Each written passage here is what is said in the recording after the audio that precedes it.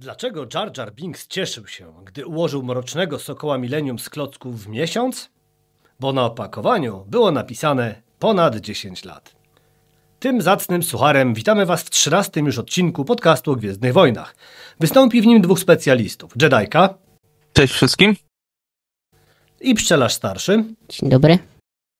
Oraz jeden amator, czyli skromny, acz wciąż zły ojciec. Jak można się domyślić, po wybornym żarciu otwierającym na tapet trafi Lego Gwiezdne Wojny Odbuduj Galaktykę. A może i coś więcej? Witam wszystkich i naszym starym zwyczajem niech rozpocznie Jedajka. Pozwolę od tego, że w ogóle nie miałem zbytnio oczekiwań wobec tego serialu. W ogóle się dowiedziałem chwilę przed premierą, że to w ogóle będzie jakiś już nie miniserial, bo pewnie będą kolejne sezony. Bardziej spodziewałem się, że to takie specjale godzinne Lego, co wychodziły przez ostatnie lata. I nie spodziewałem się jakiejś ambitnej fabuły, a tu wbrew pozorom produkcja dla dzieci ma więcej odwagi wywracać wszystko do góry nogami niż przeciętny serial z Gwiezdnych Wojen obecnie. No bo serial nie ma zbytnio dobrego zakończenia. I to można powiedzieć. No, jak na mój wiek, to żarty lądowały, dało się uśmiechnąć. Szczególnie pełne imię i nazwisko Boba, Jedi Boba, czyli Bubarian Afol, a Afol to są ci dorośli fani Lego, adult fans of Lego bodajże. Jest to takie śmieszne nawiązanie. No chyba najbardziej Jedi Bob ze względu na ten sentyment, gdy on wyszedł tam z ponad 20 lat temu. Przy okazji premiery Ataku Klonów wyszedł właśnie zestaw Kanonierka i właśnie Jedi Bob. Ten Jedi Bob stał się takim żartem po czasie. No, z pewnością fani jeszcze zwrócili uwagę na Jar Jar Binksa, który w końcu stał się mrocznym Sithem. Cieszę się, że Ahmed Bez pogodził się, wybaczył nam, fanom, wszystkim to, co mu zrobiono i się dobrze bawi facet. Czy to właśnie jako Jar Jar, czy przy okazji Mandalorianina grał Kellerana Becka, czy właśnie, bo Kelleran Beck pochodzi z tego takiego, nie wiem, show YouTube'owego, gdzie właśnie tam się pojawia pierwszy raz jako Jedi i właśnie z tego specjala YouTube'owego wzięto go do Mandalorianina i najwidoczniej dobrze się bawi. Żart został dobrze pociągnięty z Jar Jarem, że w końcu dostaliśmy Jar Jara przez nikogo innego jak Ahmeda Bessa. No szkoda, że tak krótko, no ale wiadomo, marketing. On nie był głównym tutaj złolem z serialu. Pszczelarzu? No to jak już mamy temat o tym serialu, to jak ty byś przebudował galaktykę? Zmieniłbyś coś? Zostawiłbyś się tak samo, czy... Ale mówimy o galaktyce, gdzie istnieje wszystkie 9 filmów. Tak, niestety. No, może być 6, jeśli nie chcesz. Nie, no... Nie wiem, czy by odbudował to. Wbrew pozorom Gwiezdne Wojny istnieją z całymi swoimi konsekwencjami. To, czy mi się podoba Rey Skywalker, czy nie, no to jest mój problem. Istnieje i teraz trzeba coś modzić z nią i to jakąś rozwinąć tą postać. A co bym zmienił? No, to jest pewnie scenariusze niektórych filmów. Szczególnie 9 i prequeli.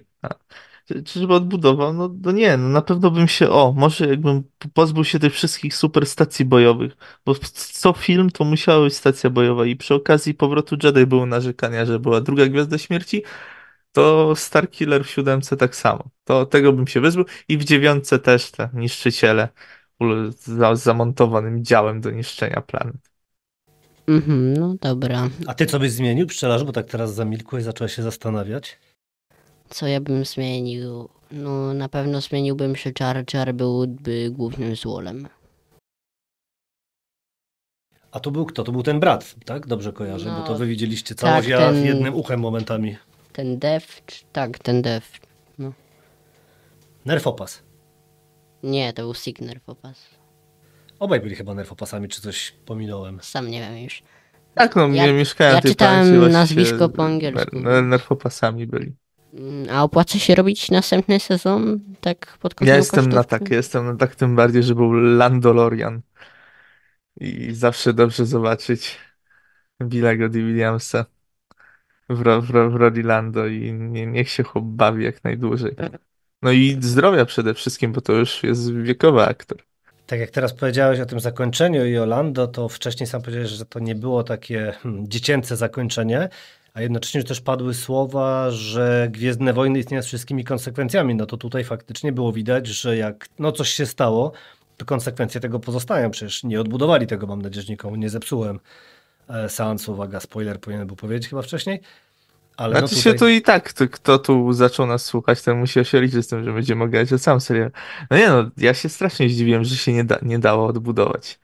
To uważam za bardzo odważne kroki ze strony twórców, że nie odkręcali tego, ale jakby się tak dogrzebywać na siłę, to niektóre rzeczy są straszne. Na przykład Vader nadal jest w pancerzu, więc prawdopodobnie Padme też musiała zginąć i Anakin musiał potracić kończyny. To jest straszne z takiego punktu widzenia, ale żyje na tyle długo, że jednak widzi Luka, więc zawsze coś. Śmieszył mnie ten żart, gdzie był ten flashback z historii opowiadanym przez Jedi Boba, gdzie był właśnie bardzo takie prastare modele ludzików, tych żółtych i sposób poruszania się i taki wizualno-dźwiękowy, to mi się najbardziej spodobało, no ale mówię, no na nostalgii to działało, no na mnie zadziałało, no. Na starego dziada, który ma jeszcze masę żółtych ludzików. A jak bardzo Lego Star Wars rozwinęło się od 1999 roku? Bardzo się zmieniło, bo to przede wszystkim jest dużo pozytywów i negatywów, ale to jest pierwsza licencjonowana seria Lego. Swoje kosztowała, swoje zarobiła, ale tutaj trzeba przypomnieć, że jakim kosztem, no na przykład Bionicle uratowały Lego, bo Lego na początku tysiąclecia było w kiepskiej sytuacji. I jednak zbudowanie figurek akcji jak Bionicle pomogło Lego. To nie tak, że te Lego Star Warsy się od razu szybko sprzedawały, bo to też było jednak, no, Lego musiało dużo sobie wyłożyć kasy, bo jednak George Lucas się ceni. A co do Lego, mam duże zastrzeżenia co do obecnego wydawania zestawów, bo już teraz zaczął się robić duży nacisk na starych ludzi i niby powinno mnie to cieszyć, no ale jednak kosztem takich uproszczonych zestawów, gdzie dzieciaki mogły się bawić, bo są głównym targetem, spekulanci, czyli cała zabawa z tym z wyprzedawaniem kiosków, rzucaniem się na figurki, wykupowaniem zestawu, żeby wystawić figurki po ileś stów. Na przykład, no, mi nigdy przez głowę by nie przeszło na przykład sprzedawać cokolwiek. Jak zacząłem zobaczyć, jakie mam wartość moich figurek, to nie dałoby się, nie porządne mieszkanie, ale porządne auto dałoby się skołować z tych figurek. A to już jak przy figurkach jesteśmy, bo wiem, że teraz pszczelarz chciał o coś spytać, ale ja mam pytanie. Masz może tę figurkę Anakina i jego, to wtedy był bodajże ścigacz jego z 99 roku? Nie, ale mam wersję odrestaurowaną na tam bodajże 20-lecie. Mam ścigacz, tylko właśnie z 2019 roku. Nawet chyba wiem, który. Tam jest Padme na rocznicę? Tak. Dobra, to wiem. Tak. A jaka postać ze Star Warsów tak przez lata była najbardziej urozmaicana w Lego? Kurczę, jakby tak gadać, no to te klony, bo jednak są różne oddziały i na klonach no, najłatwiej zarobić. No nie oszukujmy się, wydaje się klony z urozmaiconych. Na przykład nieurozmaicone to droidy. No, wygląd droidów się w ogóle nie zmieni poza jedną rączką, żeby teraz blastery były prosto trzymane, a nie megafony po bokach.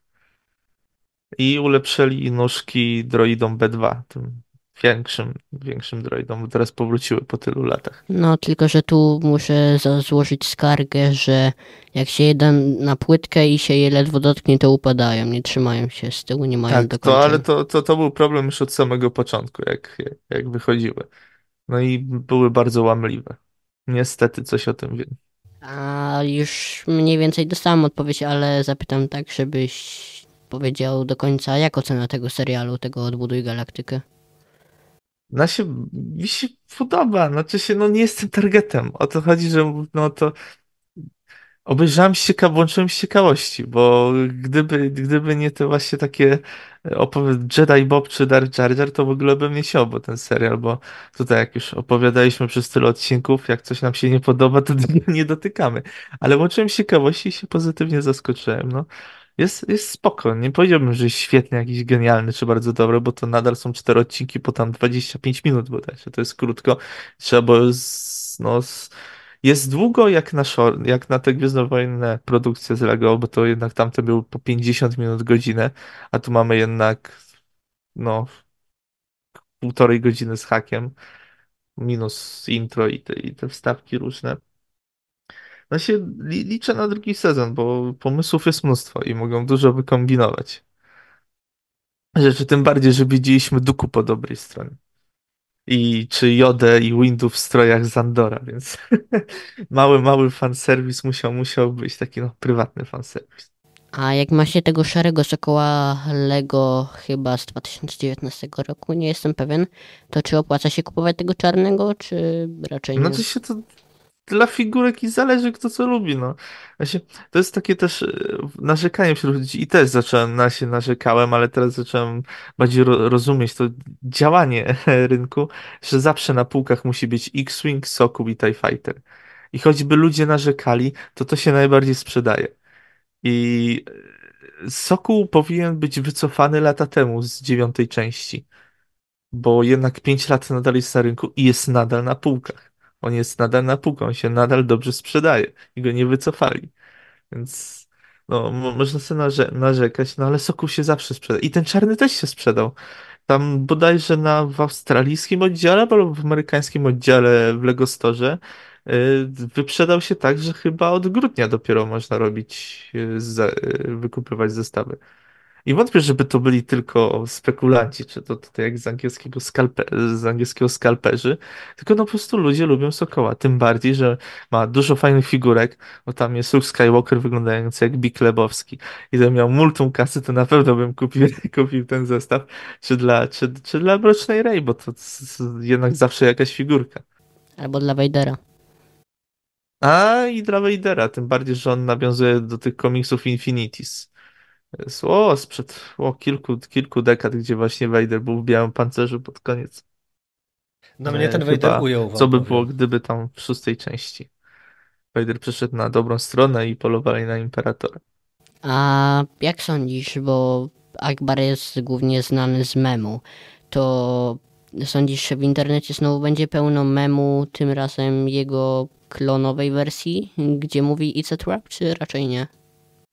Wątpię, to zależy od społeczności, bo dużo osób tego nie obejrzy. Nie oszukujmy się, że to nie jest coś, co masa ludzi obejrzy i wyciągnie z memu. No jednak Akbar z It's a Trap, no to mówimy o epizodzie. O epizodzie no, Gwiezdnych Wojen, gdzie prawie wszyscy obejrzą, tym bardziej, że to oryginalna trylogia. No ale w takich małych społecznościach, no na pewno. Tym bardziej, że byli śmieszni. I tym bardziej, że można sobie wyobrazić, że skoro Akbar był klonem, to musiał istnieć wersja klonów komandosów i czy na przykład The Bad Batch, co zaczyna coraz dziwniejsze pomysły, czyli musiałaby być jakaś kobieca kalamarianka Omega. Ludzie nie pomyśleli chyba, nasi twórcy chcieli zrobić sobie żart, ale jak człowiek zaczyna tak grzebać, to coraz dziwniejsze rzeczy przychodzą mu do głowy. No tak, cóż, gdy pszczelarz młodszy z nami to oglądał, to ciągle pytał, czy on jest dobry, czemu zły i tak dalej, gdy widział Akbara, więc było śmiesznie. To jest duży potencjał wbrew pozorom. Ja tak słuchając was zacząłem szybko przeglądać w internecie, bo nie sprawdziłem jaki jest w tym roku kalendarz adwentowy Lego Star Wars. Chyba najlepszy, jaki wyszedł kiedykolwiek, moim zdaniem. I będę tego bronił jak niepodległości. Coś, jak na pewno będę To chciał jest kupić. najlepszy kalendarz i chyba pierwszy raz sobie kupię. W końcu. Czemu uważasz, że najlepszy? Bo jest puszka z gier Lego Star Wars, to raz. Są zestawy nawiązujące na całe 25-lecie Lego. Jest dużo fajnych figurek, jak Pretorianin, jest ten droid B2, Luke i Leia w tych swetrach świątecznych, tych takich brzydkich. No i tym bardziej, że to są, no mówię, na 25-lecie, że jest niebieski TIE Fighter, jak był kiedyś. Czy X-Wing szary, który powinien być szary, a nie taki białawy, jak teraz wychodzi. No to powiem, zaciekawiłeś mnie, bo ja tak jedyne co sprawdzałem przed wyjściem, jeszcze przed naszą rozmową, to że obecnie w asortymencie jest 117 produktów na stronie Lego, oczywiście nie wszystkie dostępne, związanych ze Star Wars i no to już jest dość pokaźna liczba, nie oszukujmy się, bo weźmy te, które zostały wycofane z obrotu i przez to zniknęły ze strony, więc Lego się zawsze będzie sprzedawać Star Wars. Tym bardziej, że no, jak mówiłem, zaczyna się przesuwać to granica pokoleniowa. I teraz tak jakby moje pokolenie będzie miało zestawy Lego i tworzone właśnie takie zbieracze kurzu. To z jednej strony jest fajnie, bo to fajnie wygląda w pokoju, no a z drugiej no jednak szkoda tych dzieciaków. No ale jakbym był na miejscu Lego, robiłbym identyczną rzecz. Czyli wyciskał ile się da z ludzi właśnie wychowanych na prequelach, bo nie oszukujmy się, można wydać byle zestaw z klonami Battle Packa, zrobić najbrzydszy mecha, jakiś posterunek czy coś. Ludzie i tak to kupią, bo są klony. Nie oszukujmy się. Ludzie, możemy sobie narzekać, że teraz te Battle Packi kosztują po 100 zł, kiedyś kosztowały po 50, ale ludzie to kupią, bo są klony. No ja się do tej Co grupy zaliczam. dostaje dużo osób, którzy są na przykład fanami separatystów, albo po prostu dzieciaki, które chcą zrobić sobie bitwę, bo tych droidów jest jak na lekarstwo do znalezienia. Teraz byli dodawani na Święto Gwiezdnych Wojen, ale przy wydaniu 800 bodajże, no tam 720 chyba, był transporter droidów z Mrocznego Widma. No to, kto ma na to pieniądze? No to ogólnie, jeśli chodzi o pieniądze, to tak się wam tutaj wetnę, to jak mówiłeś przy tych Sokołach Millennium, że jeden jest już kilka lat na rynku, później pojawił się mniejszy, teraz jest czarny, no to przy Harrym Potterze Ekspres Hogwartu tak naprawdę wszedł większy po tych mniejszych i one znikają. One są wycofywane z asortymentu. No bo to też różnica w fandomach i w grupie odbiorców, no ale też nie oszukujmy, moim zdaniem inne produkty na licencji, które ma Lego, są lepsze od Gwiezdnych Wojen. Będzie więcej miłości. Na przykład mówi się o plotkach, że będzie logo Marvela i logo Gwiezdnych Wojen. Zostało po prostu takie zbieracze kurzu. I podobno właśnie logo Marvela ma mieć figurki, a logo Star Wars nie. A jakie figurki? Po prostu nie wiem, po prostu się mówi o figurkach, czyli pewnie będą te kultowe kultowe, no z filmów, nie komiksów, z MCU. A no logo Star Wars ma być bez figurek. No tylko nie oszukujmy się, Lego może takie rzeczy robić, bo ludzie to kupią. Ludzie chcą mieć napis Star Wars na półce i żeby zbierał kurz. No I tak jak żeby jaskinie zżółkł po Batmana chcą jakimś czasie. niektórzy, a to też jest taki wydatek dość, no... No to jest super zestaw, to no mówię, te zestawy na innych licencjach są niesamowite, jest więcej miłości, bo Lego wie, że musi je sprzedać i musi się postarać. A nie oszukujmy, ja też jestem fanem Gwiezdnych Wojen, więc mówię to też zawsze, mogę powiedzieć to zawsze jest fanem Gwiezdnych Wojen, kupią wszystko. Nie oszukujmy się, kupią wszystko. Nawet Akolita był jaki był, ale jak zapowiedziano ten hełm Kimira, to ludzie się rzucili na ten hełm i byłby sprzedany po, nie wiem, godzinie dwóch. Więc mówimy o takim To on poziomie w ogóle był w sprzedaży? zafiksowania. Więc jakby wyszło coś o ograniczonej dostępności, to widać w Stanach, jak dużo wychodzi takich zabawek i nawet zestawów Lego. Znaczy, oczywiście Lego jest dostępne wszędzie, ale czasem były takie specjalne łączone serie pudełków, że kilka zestawów jest w jednym pudełku, to właśnie w Walmarcie jest. I Walmart dostaje najwięcej miłości, te amerykańskie sklepy dostają najwięcej miłości, moim zdaniem. Co dzisiaj mamy przesunięcie, więc tylko pszczelarz chciał spytać o ten hełm, tak... Bo ja nawet nie wiedziałem, że takie coś istniało. Tak, to moduluje głos, to jest od Hasbro bodajże miał być miał być, no bo teraz zaczęła się chyba wysyłka, albo wysyłka będzie dopiero w przyszłym roku, bo w przyszłym roku jesienią chyba, ale nie chcę skłamać, bo po prostu no, ludzie chcieli ten hełm. Tym bardziej, że no Kimir to jest jeden z małej ilości pozytywów do tego serialu, moim zdaniem oczywiście. Skoro już przy tych zestawach jesteśmy i tak dalej, to ja chciałem się pochwalić taką ciekawostką, którą znalazłem, że jak się kupi ten zestaw 10188, tą Gwiazdę Śmierci, to tam z tych wszystkich chopków, jakie się ma, to da się podobno ułożyć wszystkie sceny, które się działy w Gwieździe Śmierci. Znaczy się mówi o tych dużych gwiazdach, to tak, bo były je dwie, to tak, dało się odtworzyć. Tym bardziej, że mam mnóstwo fajnych figurek, no ale to jest zestaw taki typowy do zabawy, a nie żeby zbierał kurz. No, z No i takich to dobrze. stara druga Gwiazda Śmierci, ona była kiedyś ogromna, z takim małym egzekutorem. No ale swoje kosztuje i wątpię, żeby zrobili w najbliższym czasie jakikolwiek dorzucenie zestawu, bo teraz zestawu z ogniem drogi będzie coraz mniej, sequeli jeszcze mniej.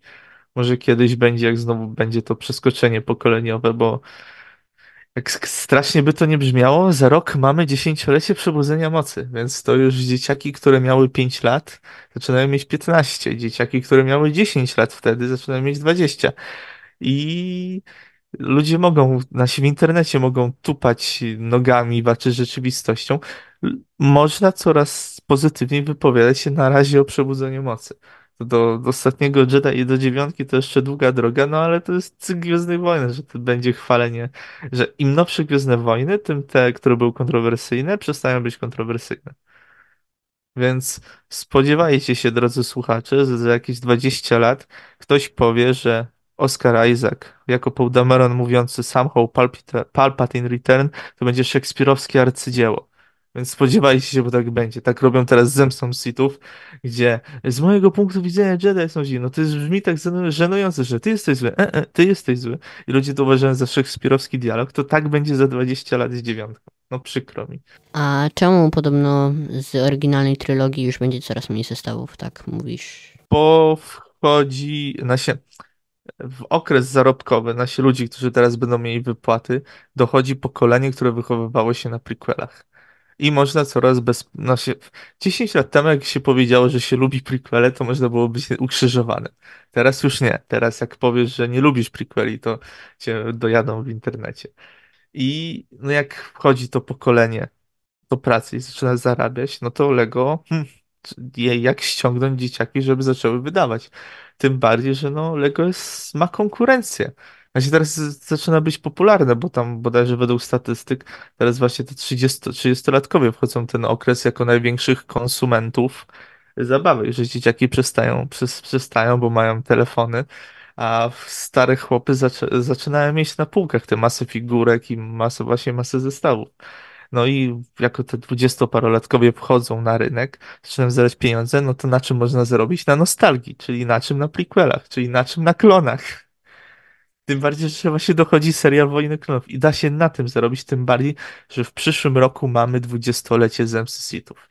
Ja sobie nie wyobrażam, żeby Lego nie wydoiło kurde z dzieciaków, bo to są ludzie w moim wieku, nie dzieciaków, no ale z takich ludzi, którzy już no, są w tym przedziale wiekowym i weszli na rynek pracy. Tym bardziej, że z tego, co plotki mówią, będzie dużo zestawów Zemsty Sithów, albo częściowo Zemsty Sithów, tylko tego głośno nie powiedzą, bo mają pojawić się, no nie pojawi się niestety Venator, trochę zżytam zębami, ale pojawi się na przykład Aklamator, czyli ten taki mniejszy statek, który był pod koniec Ataku Klonów. Ale da się na to przyczepić nalepkę Zemsty Sithów. To ten statek będzie już za 1000, co nie? Czy tak taniej? Nie, to są te zbieracze kurzu. To są te statki, jak był teraz statek Grievesa, jak był Sokół, jak był Tantive i rok temu był Egzekutor. To są te z tego przedziału pułkowego te statki. Więc będzie ładnie zbierał kurz, ale też ładnie wyglądał. Cóż, ja sam nie wiem, czy bym chciał kupować coś z Zemsty Sithów. Może ewentualnie wtedy jak załatwiali Jedi, ale nie sądzę, żeby robili z tego jakieś zestawy, więc... Znaczy z powrotu Jedi? Nie, z Zemsty Sithów jak załatwiałem Jedi. Nie sądzę, żeby z tego niestety robili zestawy. Nie, Lego nie robi takich rzeczy. Lego i tak musiał się dużo gimnastykować z zestawami z Indiana Jonesa. Bo ciężko robić zestaw z Indiana Jonesa bez Niemców. To widać tym bardziej w grze Lego Star Wars. Boże, Lego Star Wars. W Lego Indiana Jonesie, jak robili właśnie, bo wyszły dwie gry i była pierwsza część to była tylko trylogia Indiana Jonesa i trzeba było jakoś zrobić te placówki niemieckie z flagami, to były po prostu czerwone flagi, więc musieli jakoś kombinować. A Lego i tak się wystarczająco gimnastykuje, bo na przykład przy zestawach z Batmanem były prawdziwe bronie. No ale Lego nie promuje wojny i na przykład jak wyszedł strażacka wersja od OV-22 Ospreya bodajże, znaczy ten samoloto-helikopter pionowego startu, tylko był w wersji strażackiej, to Lego wycofało, bo no jednak bodajże Lockheed Martin, więc promowanie wojny i była drama, szybko wycofali, ale kto zdążył kupić, to kupił. A jaki chopek z Odwrót Galaktykę najbardziej ci podszedł do gustu? No to się postać, którą najbardziej ten? No tak, No to Jedi Bob, to jednak Bubarian Afol. jednak ten sentyment To, przyjmuje władzę. no przez tą nostalgię, no przez to, że właśnie był w tej kanonierce z 22 lata temu. I to jest po prostu Jedi Bob i wszyscy robili sobie z nim żart. On pojawił się nawet w przewodniku Lego Star Warsów, że nie wiadomo jakie są jego losy po rozkazie 66. Że mógł przeżyć albo nie mógł przeżyć, no nie wiadomo. No po prostu takim żartem i gdy zaczęły być plotki rok temu albo na początku tego roku, że pojawi się Jedi Bob, to wszyscy to uznali za głupi żart. A tu wyszło, że jednak wychodzi animacja z Lego, no i okazało się, że to jednak prawdziwe. Co innego, że ten myśliwiec Jedi Boba ma dużo do życzenia i swoje kosztuje, więc, bo fajnie wygląda z góry jako myśliwiec, ale jak się go odwróci, to jest strasznie pusty i no ciężko za cenę katalogową no, go kupić i mógłby być taki wielki grymas. Ja tylko jestem niezadowolony, że w tym zestawie jest tylko jeden klon Akbar. Uważam, że powinno być więcej. A nie mogę nic komentować, bo jest Jedi Bob, więc i tak jak kiedyś się pojawi w takiej bardziej przyzwoitej cenie, to go dorwę. Ja też zastanawiam się, czego nie upolować, ale tylko się zastanawiam na razie. To jest tak zawsze z zestawami, że jest jedna figurka, która no po prostu zawsze ją trzeba dorwać, choćby nie wiem co. I tak miałem z pierwszą figurką Frauna z Rebeliantów, gdzie właśnie był zestaw z Kananem i z Chopperem i właśnie z Fraunem udało mi się ją dorwać, a teraz człowiek patrzy, ile ta figurka jest warta, to ile wtedy tych zestawów mógł kupić. No ale ja nie myślę tak, ja nie umiem, po prostu nie uważam to tak za moralne, wystawiając Lego na sprzedaż. To jest dobry biznes, ale no nie pochwalam tego, bo można sobie pokupować, rozumiem, no ale ograniczać dostęp dla innych, tym bardziej, że jak wychodzą jakieś fajne figurki w tych Lego magazynach i wchodzi się w tym samym dniu do kiosku i ten kiosk jest po prostu gołocony i ludzie próbują wmówić, że to jest normalne, a potem się widzi na tych giełdach, na Facebooku, na Elixie, na Allegro, gdzie oni to sprzedają po chorych cenach, to szanujmy się. No niestety to nawet my pszczelarzu się spotykaliśmy z tym, że jak się chciało coś kupić, to czasami nie było, no nie? Z tych zestawów. No Dlatego, niestety dlatego tak. bardzo pochwalam Lego, bo to, co zrobili z Kapitanem Rexem, jest wspaniałe. I będę to, no, za tą akcję, co zrobili z Kapitanem Rexem, to będę niezmiernie wdzięczny Lego za to wbicie mocno kija przejechanie kijem po łapach tych skalperów, którzy się rzucili na tego Venatora i zaczyna się płacz, że to były ekskluzywne figurki, w instrukcji napisali. No śmiesznie tylko, na przykład Szturmowiec z 99 w TIE Fighterze też było opisane, czy tam z 2001 jako ekskluzywna figurka, a potem ci szturmowcy byli wszędzie. Dlatego dodanie Rexa do Battle Packa, to jest, do Microfightera to była dobra rzecz, tym bardziej, że to jest najpopularniejszy klon wśród fanów Lego i zblokowanie go w zestawie za 3000 jest po prostu głupotą. No ja jestem tylko bardzo niezadowolony, że jeszcze nie zdążyłem go kupić. Nie miałem okazji, chociaż mi na niego stać nawet w wersji katalogowej, więc jeszcze muszę na niego polować i się ze złym ojcem dogadać. Tu bogaty Znaczy się jesteś. Rex jest teraz wszędzie dostępny, więc całe szczęście. Tym bardziej, że no w Polsce, bo jak widzę, co się w Stanach dzieje, że zaczęli oznaczać elektroniczne zabezpieczenia, zaczęli dawać na te pudełka, bo się po prostu ludzie rzucali na tego Rexa. U nas w Polsce nie ma aż takiego kultu, bo możemy sobie pogadać dużo negatywnie o skalperach, ale oni nie znają się aż tak zbytnio na Gwiezdnych Wojnach, po prostu patrzą, co jest wartościowe i tyle. Więc co innego kult Rexa w Stanach Zjednoczonych, a co innego kult Rexa u nas, no. Co innego jakby się, no, Rex nie jest tak popularny w Polsce, jak Rex jest popularny w Stanach. Muszę spytać, a dlaczego tam jest tak popularny? Bo ja na przykład kompletnie tego nie kojarzę. No i się przede wszystkim fandom jest najbardziej wierny gwiezdnowojenny w Stanach i z reguły zawsze jest wszystko pod Stany Zjednoczone robione. Dlatego zawsze było takie zdziwienie. To też przez Asokę. To całe zło wyrządzone do aktorki i do postaci, tak samo pochwalenie, to wszystko był amerykański fandom. No, bo no, Gwiezdne Wojny się narodziły w Stanach, więc przez George'a Lucasa i tam zawsze się najwięcej dzieje. To będzie, tam jest siedziba, no tam są eventy, tam z reguły jest Celebration, chociaż teraz będzie w Japonii, bo w Europie, no ale zawsze to były Stany. Więc no jest ten kult, no, i też przede wszystkim zarobkowy, bo jednak bardziej stać ludzi. To mogą sobie pozwolić na przykład na więcej subskrypcji na platformie i sobie włączyć na Disney Plus i zobaczyć sobie takiego Rexa. Zawsze i tak, ale to tak samo jest różnica między na przykład europejskim rynkiem a australijskim. No ceny Lego w Australii są chore, z tego co widzę i to jest naprawdę to, że my narzekamy w Polsce na ceny Lego, to nic przy tym, co Australijczycy mają, nawet przy ich zarobkach. Ja to jestem zaskoczony. To naprawdę aż tak duże przebicie, jak to mniej więcej kojarzysz, możesz do czegoś porównać? Ciężko, ale ciężko w ogóle, no nasi Australia wiadomo, czemu jest tam drogo, bo raz to jest odizolowana wyspa, no to jednak transport jest tam droższy z czegokolwiek. No Europa wiadomo, mamy Danię obok, mamy Czechy, bo w Czechach jest przecież fabryka, a Amerykanie mają fabrykę w Meksyku, więc tam jest łatwiejszy transport niż właśnie na Australię. No i tym bardziej, że no jak coś się wykupi w Australii, no to może być ciężko z dostawą niektórych Lego.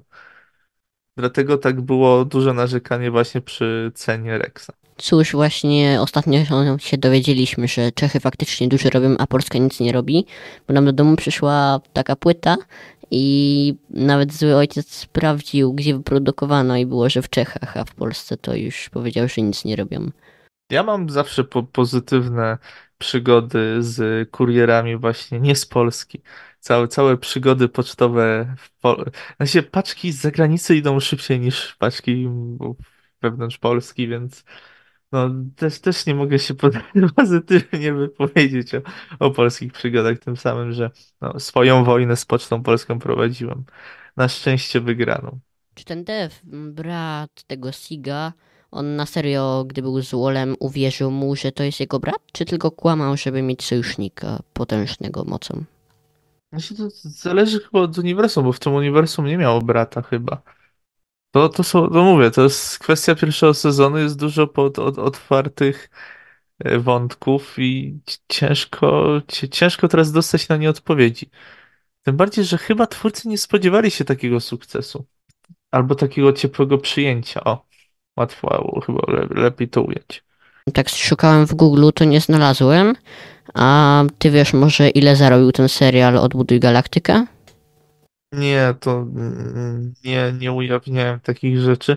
Tym bardziej, że no ten ranking wyświetleń to jest właśnie jest mała próbka badawcza, wbrew pozorom. I te wszystkie statystyki, o których rozmawialiśmy, oglądania seriali, to jest taki specjalny, tam chodzi to z reguły na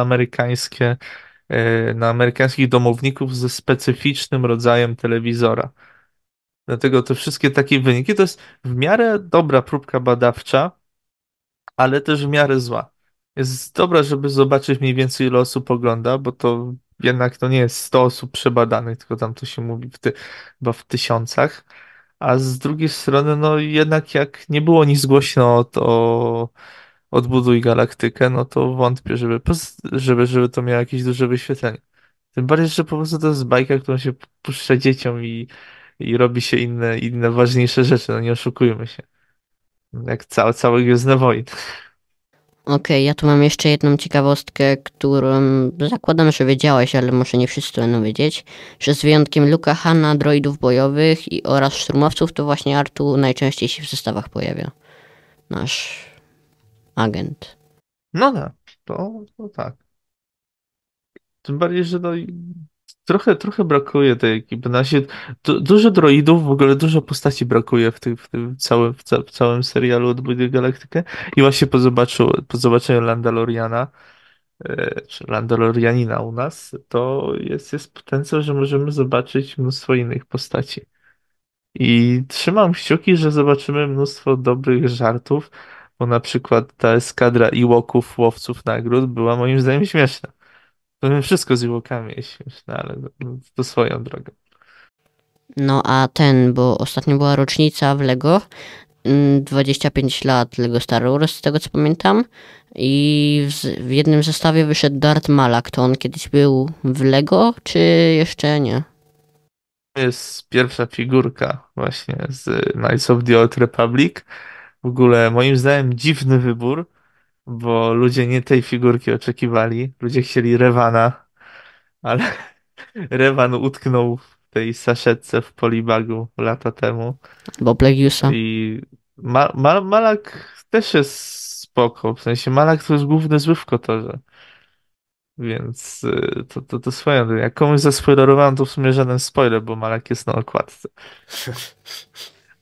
I ludzie w ogóle mają taki zarzut, że czemu Malak jest w zestawie na przykład z Artu, albo czemu Fives jest w zestawie z Tantivem. w zestawie właśnie z Vaderem na Tantivie. No nie o to chodzi, to nie ma być połączone, po prostu są specyficznie wybrane figurki, po prostu nie związane z zestawem, tylko raz lubiane przez fanów, które też nie zostały częściowo zrobione. Na przykład mamy Niennamba, no figurka Niennamba to jest czysta perełka. Szkoda, że utknęła w zestawie, który jest po prostu takim małym bonusikiem do barki Jabby. On został specjalnie ten skif właśnie z Bobą, z Luke'em, z Hanem zrobiony pod barkę i z Sarlakiem. Więc co jest straszne, bo ugrząc w takiej cenie i tam ugrząc Niennamb. Figurka Kala w Niszczycielu, to moim zdaniem tematycznie trochę pasuje. Tym bardziej, że to jest okręt Dartha Vadera z czwartej części jako dewastator. I figurka Kala jest spoko. Figurka Lei, okej, trochę jest przy tych zestawie z droidami. Figurka teraz będzie przy tym łączonym Battle Packu szturmowców z rebeliantami KT. Chociaż moim zdaniem to wygląda jak mieszanka droidów, tego droida, co został na cześć dziewczynki, która właśnie zmarła na nowotwór, połączona chyba z Astromechem z Wojen Klonów, bo tym różowym, bo ani nie wygląda właśnie jak ten droid na cześć tej dziewczynki, ani nie wygląda jak droid właśnie z Wojen Klonów. Ja się też cieszę, bo wreszcie Saw Gerrera jest w tym zestawie Infiltrator Sithów Darth Maula, coś takiego. Tak, to jeszcze mamy no tak, Gererę z Brodniarza i mamy też Fivesa właśnie na Tentivie. No Fives. Fives wiadomo, figurka pozostawia trochę do życzenia, ale jako taką, bo ludzie też zapominają, że figurki powinny być uproszczone. I uproszczona figurka wygląda spoko, ale też można dużo zmienić, tym bardziej, że no to nie jest ten hem. Jak mam już się do czegoś przybalić, to nie jest hem Fivesa. Ja jestem się bardzo dumny, bo poprosiłem specjalnie babcię na urodziny, żebym dostał Fivesa. Ten zestaw z nimi dostałem. Jestem bardzo zadowolony, a poza tym cały zestaw jest spoko. Zakładam, że nie oglądałeś jeszcze całych Wojen Klonów. No niestety nie utknąłem na trzecim To ja sezonie. jestem tym złym, który blokuje. Ostatnio mam mniej czasu niestety, ale jestem na tym, jak już byli w tej fortecy, podobno nie do zdobycia, gdzie był ten jakiś Jedi, nie pamiętam imienia, ten, który ma... Ilan Piel tam chyba się Tak, pojawia. dokładnie, Tak? tak. No. Jest możliwe. Znaczy, bo chciałem, to na razie nie spoiler, bo czemu Fives akurat? To się tak spytam, czemu Fives akurat lubisz? Znaczy, to słuchacze pewnie się mogą domyślić moi, czemu No cię po o to pierwsze, pytam, niestety ale przez... dobra.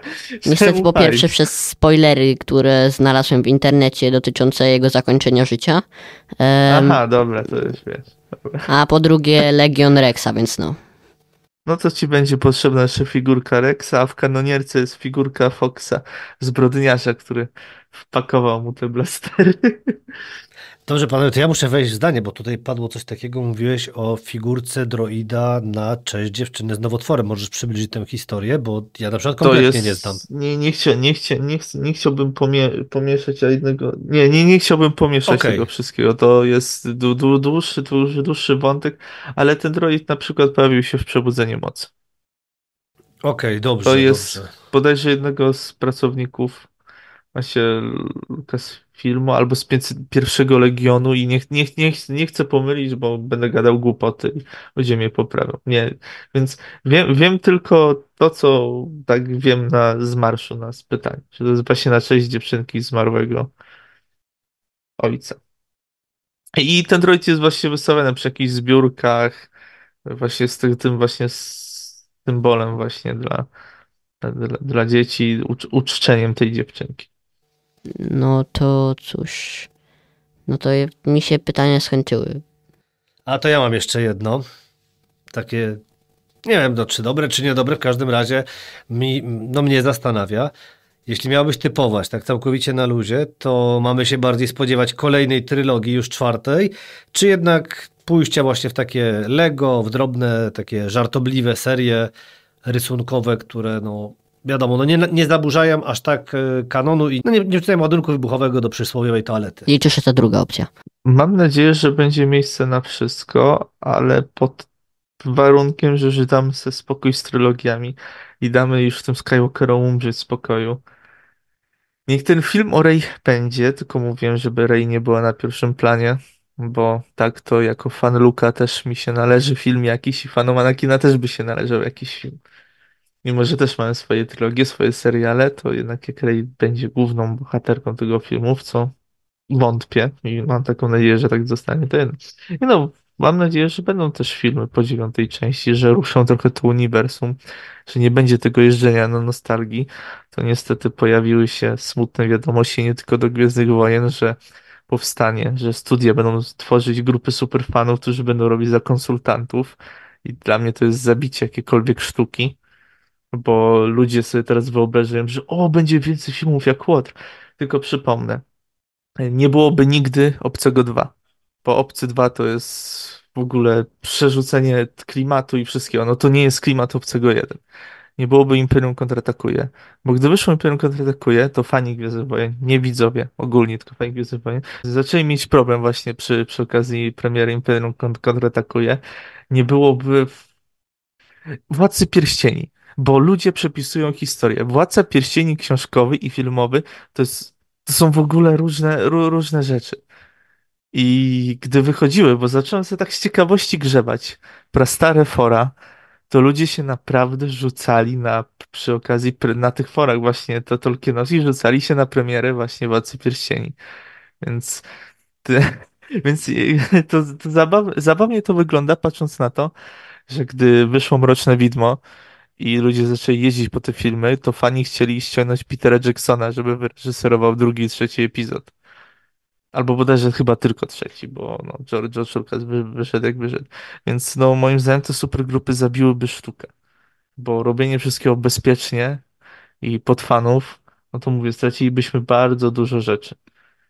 Bo to ludzie tylko patrzą z perspektywy u nas w fandomie Gwiezdnych Wojen przez perspektywę ostatniego Jedi, który był kontrowersyjny.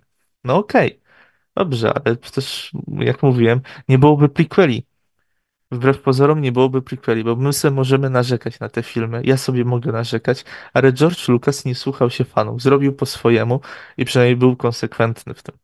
I za to trzeba mu oddać. Dlatego życzę Gwiezdnym Wojnom, że będą odważne, ale nie mówię też, żeby nie było fanserwisu, bo mały, ale taki tyci fanserwisik, a nie to jak mamy przy drugim sezonie Mandalorianina, czy to, co będzie w filmie o Fraunie z Filoniego, bo ja czuję, że to będzie największy cameo fest w historii. To będzie moim zdaniem, tylko oczywiście z postaciami z oryginalnej trylogii, ten wizja Asoki właśnie z 5. odcinka bodajże, rozszerzona do 2 godzin, że będą się odwracać postacie i machać nam przed ekran i będziemy się jarać, bo przecież zabawki się sprzedadzą. Tego się najbardziej boję, że tak skończą Gwiezdne Wojny. Dlatego liczę, że będzie też dużo odważniejszych rzeczy, yy, wiadomo, też jako uniwersum kanonicznego, ale też dużo odważniejszych rzeczy, jak właśnie to Odbuduj Galaktykę. Że przy animacjach, bo wiadomo, to nie będzie kanon, ale że mogą sobie więcej pozwolić.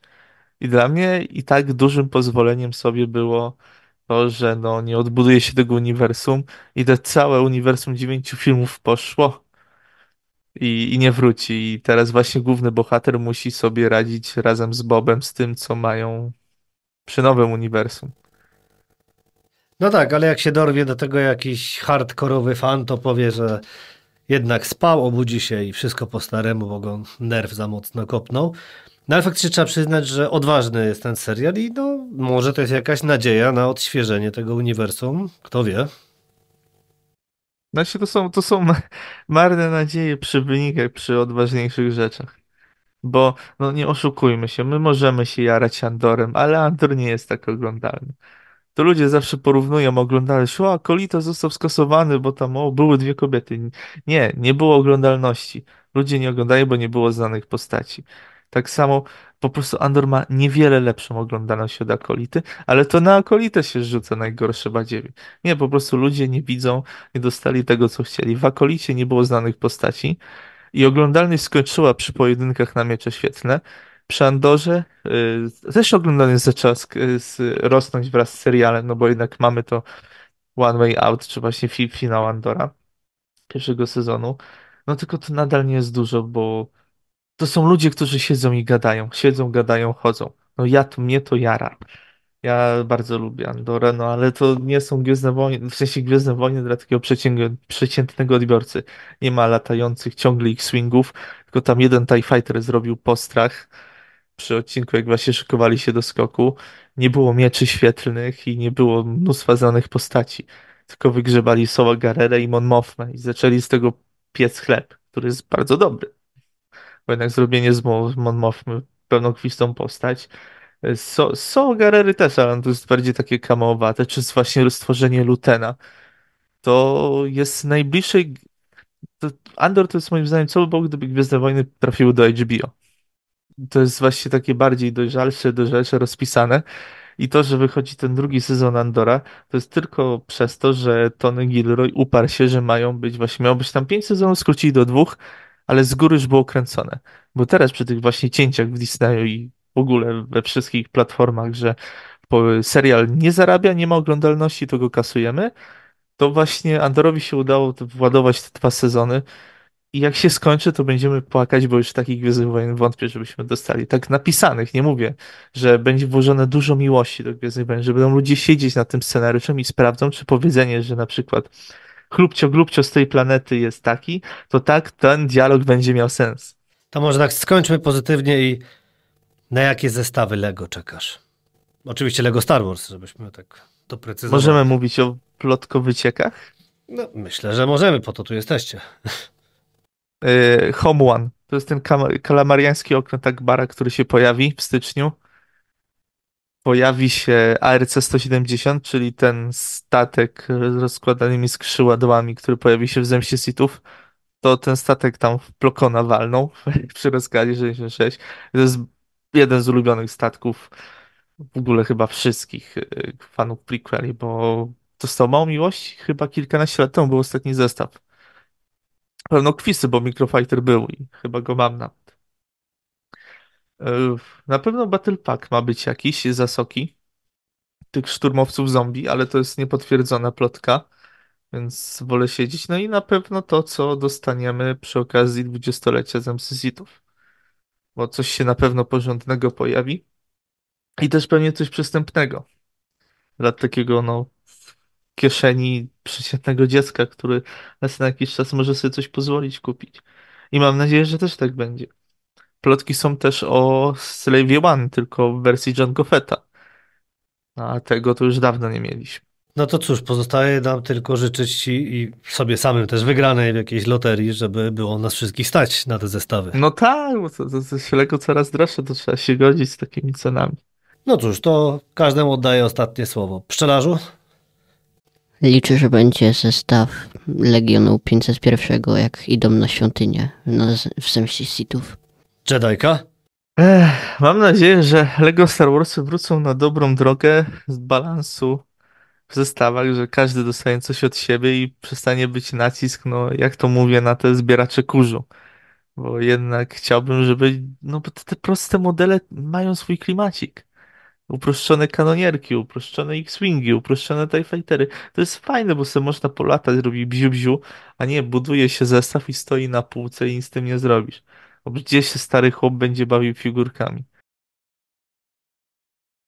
To skoro już o starych chłopach, to ja wszystkim dziękuję i po kolei się żegnamy. Ja mówię, do następnej razy i teraz wy. Papa, do zobaczenia, niech moc będzie z wami i kasa.